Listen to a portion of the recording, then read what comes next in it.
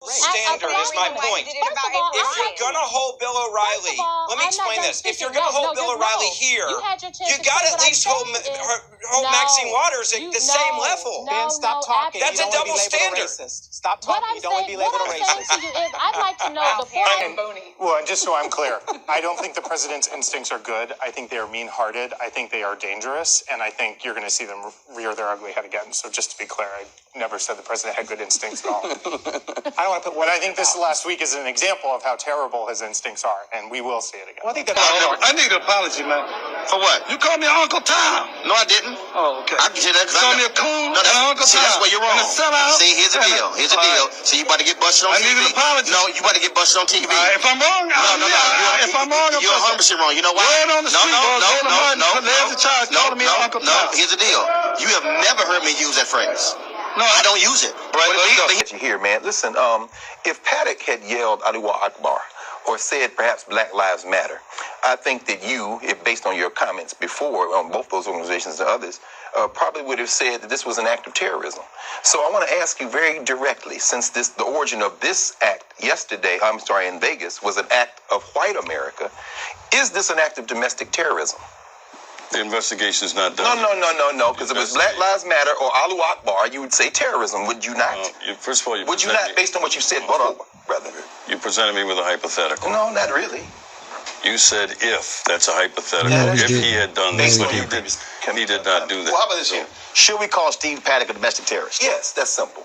That's for the authorities in Vegas and the FBI to determine and put a label on what this incident was. But Black Lives Matter. No, I'm just curious.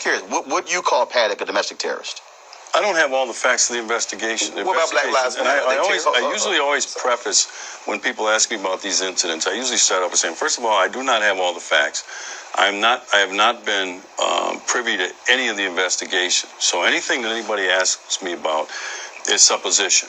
All right, but we could sit up if he had said Allahu Akbar, but he didn't. Mm-hmm. So to ask me that, if he had said Black Lives Matter or whatever, but he didn't. So you want to deal with what happened, not what might have happened. Spencer. So this debt in Puerto Rico, I just don't understand how it's related to helping them. I mean, I don't think that they're less worthy of help because they have some debt, right? Sure. Okay, fine. But the fact is that once these things enter a political realm, it goes to crap. It really does. And the charges start being made back and forth. Okay, you want to get hung up on, I don't mean you personally, people want to get hung up on the issue of him bringing up the debt. Okay, fine. But that's not going to help anything from this point moving forward. Power has to be restored, and this country has to be allowed to get back up on its feet. Literally, I got 40 seconds. In regards to Vegas, question and answer. In regards to Vegas, I agree with the sheriff. The thing about it is, I went to school in Tennessee. You agree that semi-automatic weapons are fine? What I'm about to say is... Let's go, I got 30 seconds. What I'm about to say is the facts around this case have not been stated. We're all speculating right now as to what took place out there. And until we get the facts... Until we get the facts... So we can't call it that, right? But just like real quick, when the president before what happened in London, he immediately called it an act of terrorism, and we didn't have all the facts. So a lot of times in America, we do weigh in before we have a full investigation. I got 10 seconds. And we've got very famous civil rights, what would you call them? Icons that have decided not to be there. What do you think of that boycott? John who?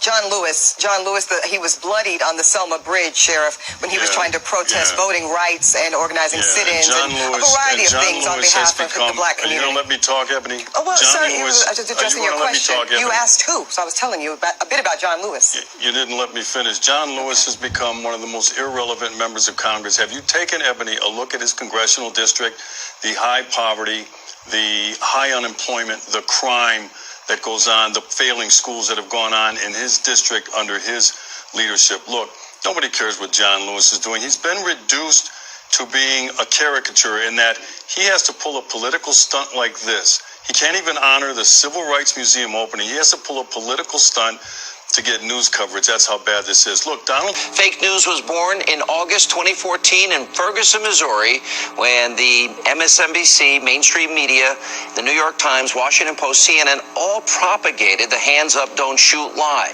That's the problem. The truth is, Eric, no, the truth Eric, let me help you out here. The only people who believe the Onion are Ferguson, liberals because there were liberals don't many critically cases think of African Americans they're susceptible to nonsense, being and all they can do is parrot talking points. Last word, Sheriff. No, the Civil Rights Division stated that last word, Sheriff. Let the Sheriff have the last word. Fine. Thank you, Sean. What happened was they said that Mr. Trump said, well, I got something I want to speak to the congregation. And then I said, well, that was not the schedule. We didn't schedule that. And then one of his aides said, Mr. Trump needs to speak. Mr. Trump needs to speak. And that aide was kind of pushing me.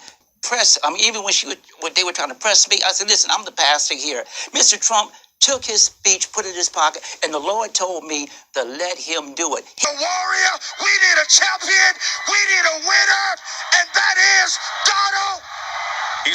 We asked her about that.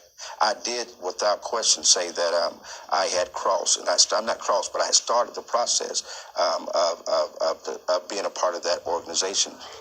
But that's the fathers that I've got. Is that the bio from your website? It is, but it is the bio, but this is not an accurate depiction of the bio. I mean, information has obviously been added. I mean, I own up to any mistakes that I've made, like I did with my tweet, but obviously in this case, that's not. So this is not from your page? No, this is from my page, but what I'm saying is, obviously this has been manipulated or either hacked or added. Again, the bio that's on your website claims that you earned a Bachelor of Science degree. Did you make that claim? I asked you just a moment ago as we were just opening up this, and first of all, I said that we were off the record. I didn't agree to that. Yeah, but I did. We're still rolling. I'm still asking you questions on the record.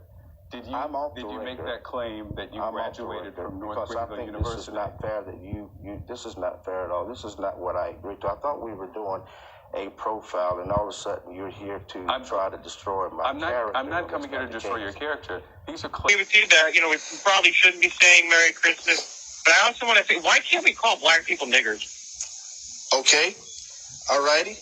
Well, I tell you, thank you, Jesse, for calling into the Colors That Unite. 864-373-0001.